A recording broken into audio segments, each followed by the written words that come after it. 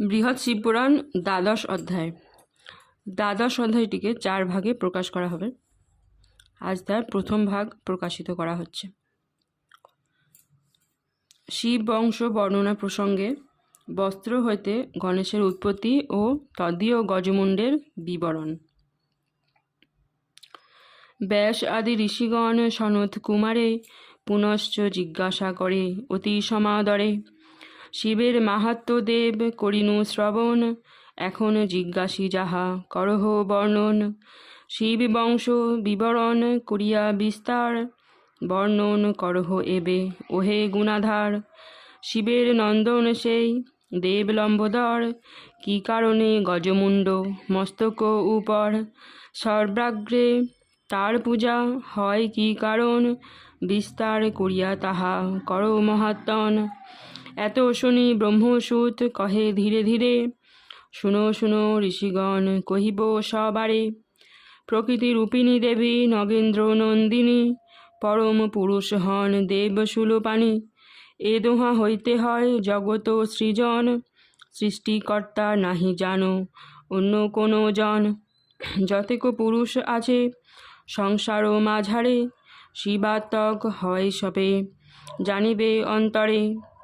জগতে যতেক নারী করো দর্শন, পার্বতী রূপিণী সবে ওহে ঋষিগণ। পুংলিঙ্গ রূপক হন দেব মহেশ্বর, স্ত্রীলিঙ্গ রূপিণী দেবী তাপস নিকর। এই যে হেরিছ বিশ্ব স্থাবর জঙ্গম, শিব দেবী লিঙ্গরূপী ওহে ঋষিগণ। অখিল অখিল জগৎ এই শিববংশ হয়, শিবাত্মক সর্ববিশ্ব নাহিক সংশয়। পৃথক শিবের বংশ কিছু মাত্র নাই, বলিনু নিগূঢ় কথা সবাকার ঠাঁই।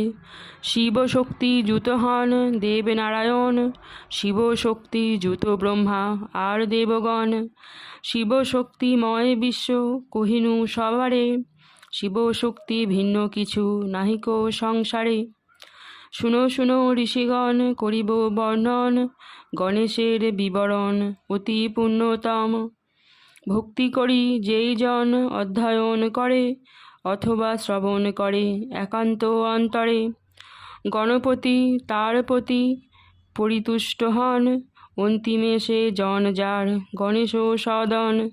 বিদ্যাকামী বিদ্যা লাভে গণেশের বরে, তত্ত্বজ্ঞান পায় সেই আপন অন্তরে। ধনার্থীর ধন হয় কামার্থীর কাম, মুখ্যার্থীর মুক্তি লোভে নাহি হয় আন। একদিন জগন্মাতা কৈলাস ঈশ্বরী, শঙ্করে সম্মধি কহে ওহে ত্রিপুরারি। শুনো শুনো মহেশ্বর আমার বচন, অপত্যে অখিল বিশ্ব আছে পঞ্চানন। বংশহীন যেই জন সংসার মাঝারে, ক্রিয়া অধিকারী নাহি হয় সেই নরে। অতএব মম বাক্য করহ শ্রবণ, পুত্রবান হও তুমি এই আকিঞ্চন। আমার উদরে তুমি ওহে ত্রিপুরারি, অদ্যই জন্মাও পুত্র এই বাঞ্ছা করি। দেবীর এতক বাক্য করিয়া শ্রবণ, মিষ্টভাষে কহে তারে দেব পঞ্চানন। শুনো শুনো গিরিসুতে বচন আমার, অনুচিত বাক্য কেন কহ বারবার। জগৎ সংসারে যেই হয় গৃহীজন, তাহার অবশ্য হয় পুত্র প্রয়োজন। আমি কভু গৃহী নাহি পর্বত নন্দিনী, পুত্রে মম কিবা কাজ বল দেখি শুনি। কুচক্র সকলে করি যত দেবগণ, তোমারে আমার করে করেছে অর্পণ। নইলে প্রয়োজন কিবা আমার ভার যায়, গৃহস্থ নহিকু আমি কহিনু তোমায়। যে জন গৃহী হয় জগত মাঝারে, পুত্র আর ধন সেই অভিলাষ করে।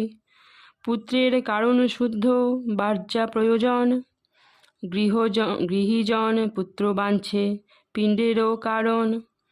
আমার মরণ নাহি শুনহ সুন্দরী, পুত্রে মম কিবা কাজ বুঝিবারে নারী। যেই জন বিশ্বে করে ব্যাধি নিরূপণ, ঔষধ লইয়া তার কিবা প্রয়োজন। পরম পুরুষ আমি তুমি যে প্রকৃতি, সদানন্দ রূপে দোহে করি অবস্থিতি, আত্মারাম রূপে দোহে করি বিচরণ, পুত্র লয়ে বলদেবী কিবা প্রয়োজন। এতেক বচন শুনি পর্বত নন্দিনী, বিনয় বচনে কহে ওহে শূলপাণি, দেব দেব ভগবান ওহে ত্রিনয়ন, যা বলিলে নহে তাহা অযুক্ত কখন।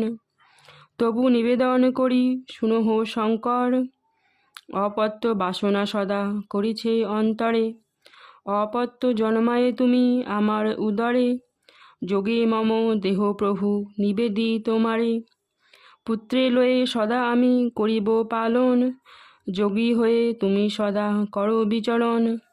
চুম্বিতে পুত্রের মুখ হয়েছে বাসনা, কৃপা করি পূর্ণ করো আমার কামনা, আমারে যদ্যাপি করো ভার্যা বলি জ্ঞান, পুত্র উৎপাদন করো ওহে গুণাধাম।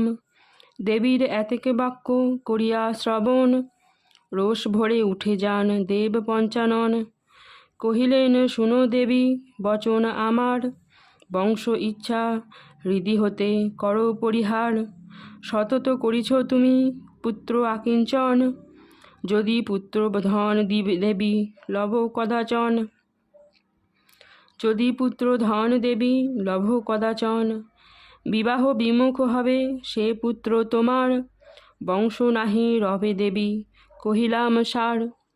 এত বলি চলি যান দেব পঞ্চানন, বিমনা হইয়া দেবী রহেন তখন,